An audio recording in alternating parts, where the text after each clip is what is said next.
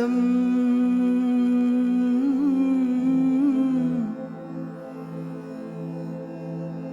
केवलं ज्ञानमूर्तिम्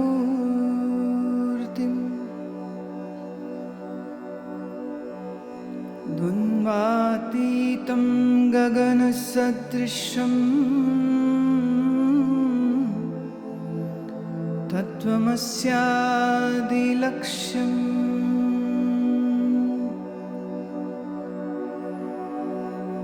गुरुर्ब्रह्मा गुरुर्विष्णु गुरुर्देवो महेश्वर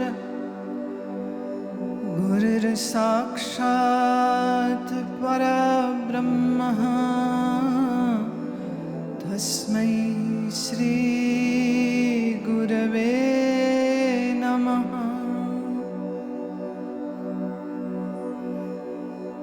अखण्डमण्डलाकारं व्याप्तं येन चराचरं तत्पदं दर्शितं येन तस्मै श्री गुरवे नमः। एक एव परो बन्धुः विश्वे समुपस्थिते गुरु सकल धर्मात्मा तस्मै श्री गुरवे नमः।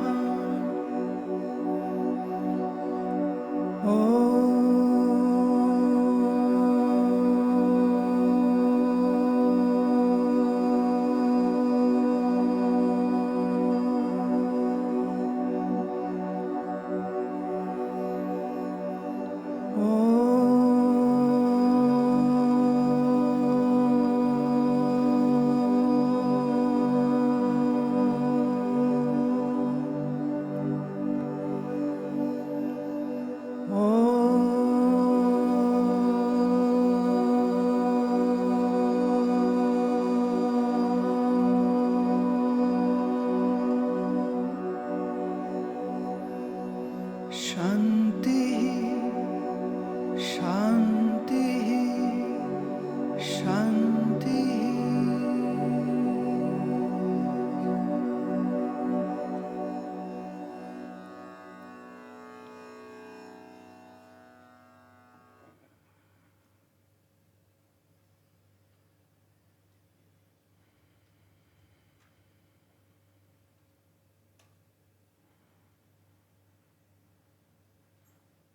पतंजल योग सूत्र पर चर्चा प्रारंभ करें। सर्वप्रथम ये समझना आवश्यक होगा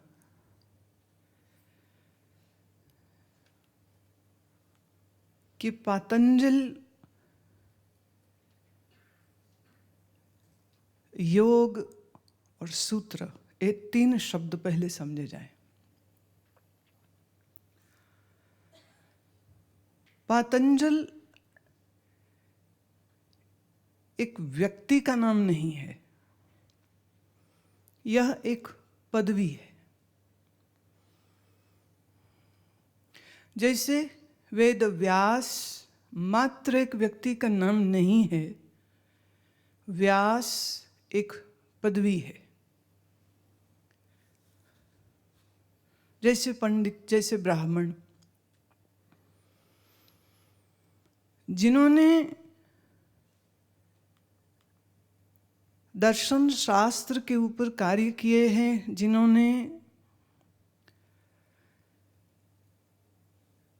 परंपरा से वैदिक काल से चले आ रहे योग दर्शन, न्याय दर्शन, सांख्य दर्शन, वेदांत दर्शन, मीमांसा दर्शन, पूर्व मीमांसा, उत्तर मीमांसा इत्यादि इन 6 दर्शनों के ऊपर जिन्होंने काम किया, उन काम करने वाले महानुभाव ऋषि विद्वान को व्यास अथवा ऋषि अथवा दृष्टा अथवा पतंजल कहा गया।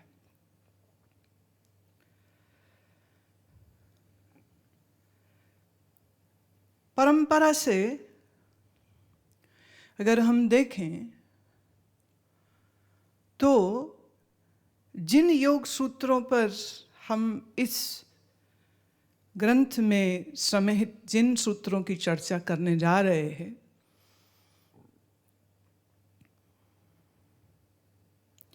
उनका ऋषि नाम भी पतंजलि ही था।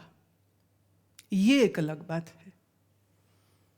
सो ऋषि पतंजल के द्वारा योग के ऊपर, सांख्य के ऊपर सूत्रों को एकत्रित करके उसका एक आकार दिया, जिसे हम कहेंगे कोडिफाई किया।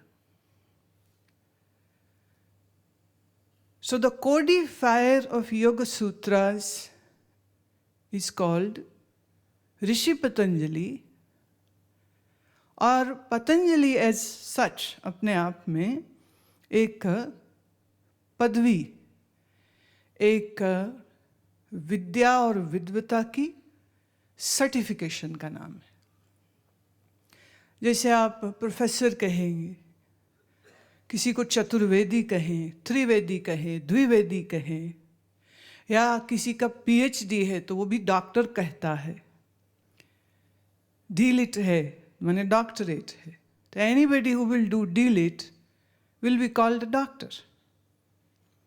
तो जो न्याय दर्शन, जैसे जो हमारे प्रमुख 6 दर्शन हैं, 6 फिलॉसफीज हैं, जिन्होंने इसके ऊपर चर्चा की, सूत्रों के अर्थ दिए, एक्सपोजिशन किया, उसे इवैल्यूएट किया, उस पर कमेंट्री करी, उन कमेंट्री कारकों को पतंजलि कहा जाता था। इस पतंजल ऋषि के संदर्भ में ऐसा कहा जा सकता है कि लगभग कोई 2500 वर्ष पूर्व ये कोडिफिकेशन, ये सूत्रों का जो संग्रह है, ये हुआ था। और ये योग के ऊपर जो अभ्यास होते हैं, योग को समझने और समझाने के लिए जो सूत्र होते हैं, जो तैयारी होती है, जो साधना होती है, उन सब का एक संग्रह है। ऐसा भी कुछ एक इतिहासकारों का कहना है कि इस पतंजल योग सूत्र पर जिन्होंने ये कार्य किया है, वह महात्मा उत्तर प्रदेश के गोंडा जिले में हुए थे। कुछ लोगों का यह मानना है, इतिहासकारों का, कि वो तमिलनाडु में हुए थे, और कुछ लोगों का तो यह भी मानना है कि वो श्रीलंका में हुए थे। और याद रहे, श्रीलंका इस महाद्वीप भारत का ही हिस्सा होता था, जैसे और बहुत सारे देश जो बाद में बने हैं, जब हम योग शब्द को समझना चाहें तो योग शब्द का अर्थ क्या है? योग का अर्थ जोड़ना। When two things are connected, when joining of two things happen, that is yoga. Meeting of two things, that is yoga. अब योग के विषय में परिभाषाकार, ग्रंथकार, सूत्रकार ये कहते हैं कि जब इस शरीर में मौजूद प्राण और अपान का मिलना होता है तो यह योग होता है। दूसरे, जब जीव का, इस व्यष्टि जीव का ईश्वर से संबंध होता है, जोड़ होता है, तो इसको कहते हैं योग।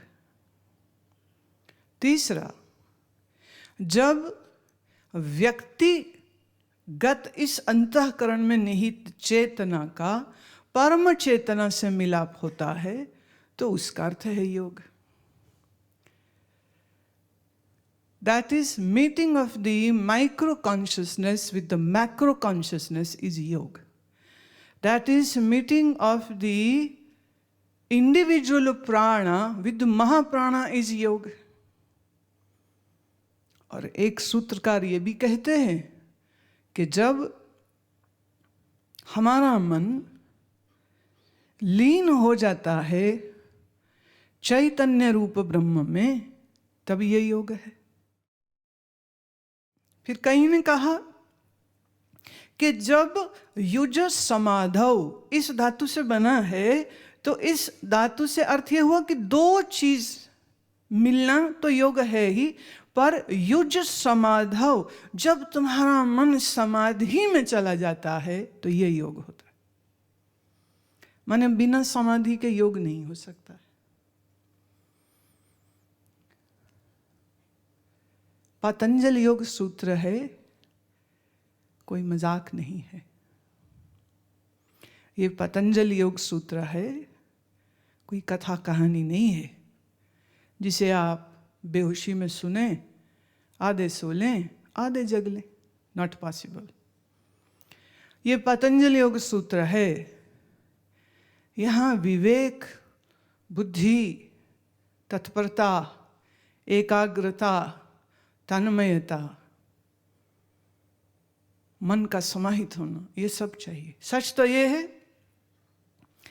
कि योग की ये कक्षा एक्चुअली उनके लिए शुरू होती है जिन्होंने योग की पूर्व भूमिका को पहले पूरा किया हो। और योग की भूमिका या अष्टांग योग का स्वरूप क्या है, उस विषय में सूत्र कहता है, यम नियम आसन प्राणायाम प्रत्याहार धारणा ध्यान समाधो अष्टावंगानि।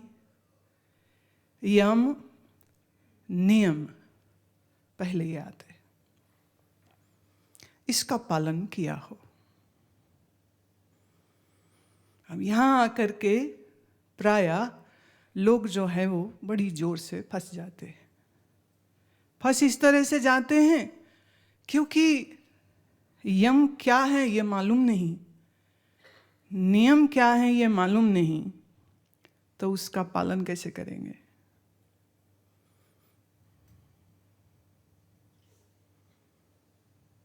मुश्किल हो गई। जिसके जीवन में सत्य नहीं, अपरिग्रह नहीं, स्वाध्याय नहीं, ईश्वर प्रणिधान नहीं, संयम नहीं, माने ये अनुशासन जिसके जीवन से टोटली मिसिंग हैं, वह व्यक्ति अभी पतंजल योग सूत्र के लिए उचित अधिकारी नहीं है। किसी भी ग्रंथ में जब हम प्रवेश करते हैं तो प्रवेश करते समय पर 4 चीजों को देखा जाता है। अधिकारी, विषय, प्रयोजन, संबंध। कि ग्रंथ का विषय क्या है। अब पतंजल योग सूत्र है तो योग के ग्रंथ का विषय योग है। योग माने व्यक्ति चेतना को परम चेतना से मिलाने का,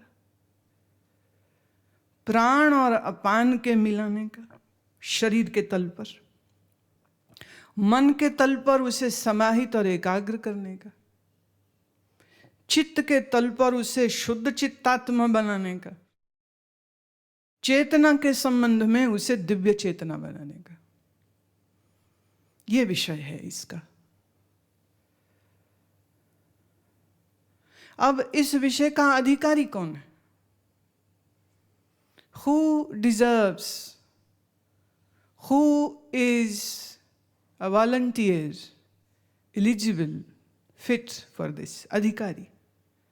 जैसे 4 साल के बच्चे को आप शेक्सपियर नहीं पढ़ा सकते, जैसे 10 साल के बच्चे को आप न्यूरोफिजिसिस्ट की ट्रेनिंग नहीं दे सकते हैं, जैसे 8 साल के बच्चे को आप न्यूटन की थ्योरी नहीं पढ़ा पाएंगे, आर्किमिडीज प्रिंसिपल नहीं पढ़ा पाएंगे, एडिसन की इलेक्ट्रिसिटी का विज्ञान क्या है वो सूत्र नहीं समझा पाएंगे, क्योंकि अभी उसका अधिकार नहीं, अभी उसके जीवन में शुरुआत नहीं हुई है, अभी वो इसके लिए तैयार ही नहीं है। तो हमें इंतजार करना पड़ेगा कि बेसिक भाषा उसकी हो जाए, वर्ब्स, नाउन, एडजेक्टिव, ग्रामर ये सब समझ ले, वाक्य बनाना ही पहले सीख ले, तो विज्ञान ज्ञान तो उसके बाद आता है। तो पतंजल योग सूत्र एक्चुअली योग का विज्ञान है। अब इस विज्ञान की कक्षा में कौन अधिकारी है जिसका विवेक अब उससे ये प्रश्न पूछवाता है कि मैं कौन हूँ, मन क्या है, बुद्धि क्या है, और जिसके जीवन में एक त्वरा है, वैराग्य है, अनुशासन है, संयम है, नियम है, और जो स्वाध्याय करता है, जिसका प्राणायाम सिद्ध है, जिसका आसन सिद्ध है,